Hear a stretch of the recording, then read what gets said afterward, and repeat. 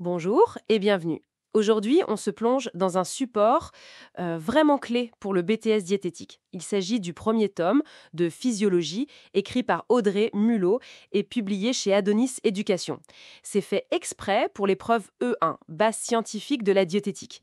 Et d'ailleurs, Adonis Éducation, ce n'est pas juste des livres, hein. Il propose une formation à distance complète, avec des cours chaque semaine, des devoirs corrigés, un prof référent, des simulations. C'est assez complet pour la réussite et c'est accessible dès 69 € par mois, ce qui est intéressant. Ce livre fait partie de leur matériel pédagogique.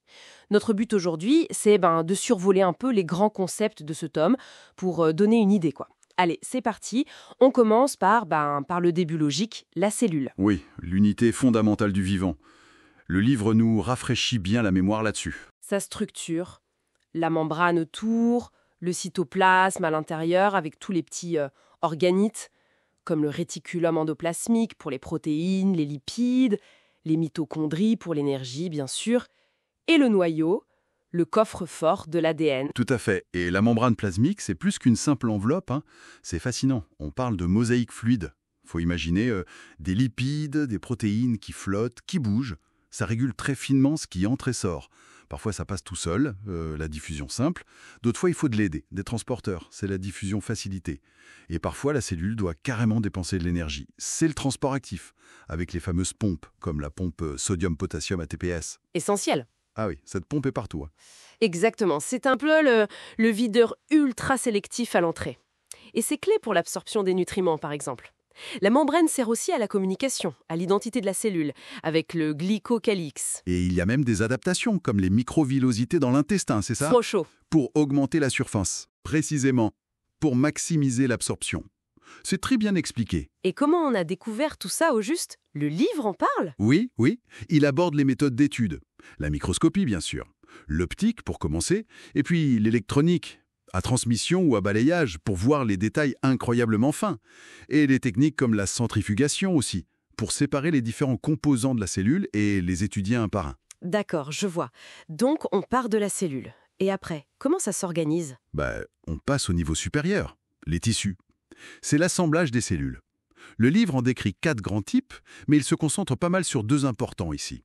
D'abord, les épithéliums.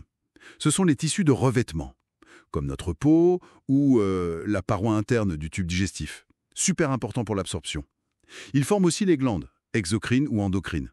Et l'autre type? Les tissus conjonctifs. Leur rôle, c'est plutôt le soutien, la connexion, et là, c'est très varié.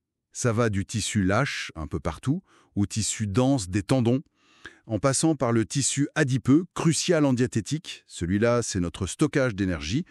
Et puis le cartilage, l'os. L'os, c'est pas juste la structure, hein. C'est aussi là que sont fabriquées les cellules du sang, l'hématopoïèse. Chaque tissu a vraiment une structure, cellule plus matrice extracellulaire, adaptée à sa fonction. Très clair. Et ça nous conduit à un chapitre que j'imagine central en diététique, le milieu intérieur. C'est quoi exactement? Alors, le milieu intérieur, c'est l'ensemble des liquides dans lesquels baignent nos cellules. On parle du sang, de la lymphe et du liquide interstitiel entre les cellules. Le sang, c'est vraiment la voie de communication et de transport principale. Il transporte l'oxygène grâce à l'hémoglobine des globules rouges, il amène les nutriments partout, il récupère les déchets métaboliques, il assure la défense immunitaire avec les globules blancs, les leucocytes, les lymphocytes, etc. Et bien sûr la coagulation, avec les plaquettes et les facteurs comme le fibrinogène pour arrêter les saignements. Impressionnant. Et la composition du sang elle-même, j'imagine que c'est très contrôlé. Ah oui, extrêmement régulé. Le plasma, c'est la partie liquide. C'est surtout de l'eau, mais avec plein d'ions, de protéines. L'albumine, par exemple, est super importante pour maintenir la pression dans les vaisseaux et elle transporte plein de molécules. On voit les effets d'une carence en albumine en cas de malnutrition d'ailleurs. Tout à fait. Le plasma contient aussi les nutriments, bien sûr, et les déchets comme l'urée. Tout ça est finement ajusté. Il ne faut pas oublier d'où viennent ces cellules sanguines. La moelle osseuse, c'est l'hématopoïèse.